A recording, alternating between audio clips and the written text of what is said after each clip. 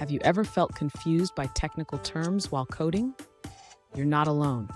Today, we're diving into the world of splitterators in Java, specifically focusing on the sized and subsized flags. I totally get it. Understanding these flags can be tricky, especially when you're trying to optimize your code. Many developers have faced this challenge, and it's completely normal to seek clarity.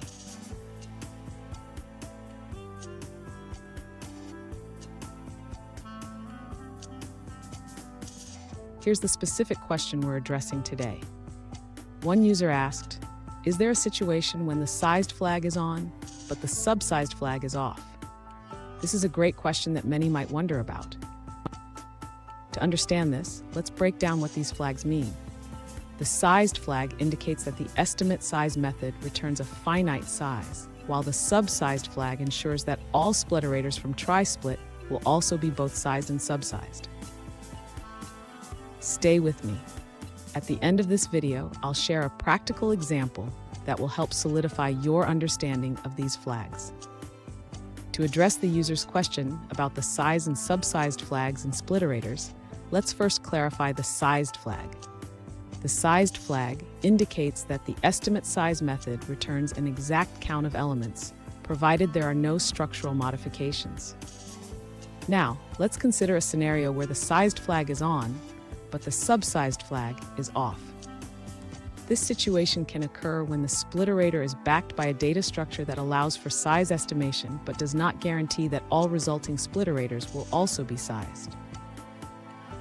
Next, let's explore the opposite scenario. The subsized flag can be on while the sized flag is off. This can happen when the splitterator is derived from a source that guarantees that all splits will be both sized and subsized, but the original source does not provide an exact size. In summary, the user should remember that the sized flag indicates an exact count of elements, while the subsized flag ensures that all resulting splitterators maintain this property. Understanding these flags helps in effectively using splitterators in Java.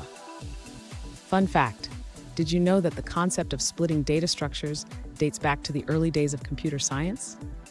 It's fascinating how these ideas have evolved. Now let's look at the answers provided by other users.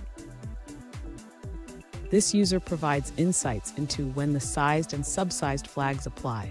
They note that size can be true for data structures like hashmap and tree map, while concurrent hashmap does not report size due to its concurrent nature.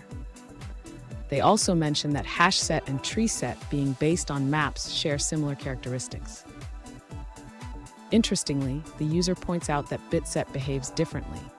Its splitterator only reports sized when it is not split, as the split does not occur exactly in the middle.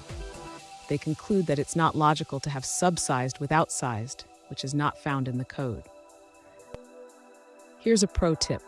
Always check the characteristics of your splitterators before using them.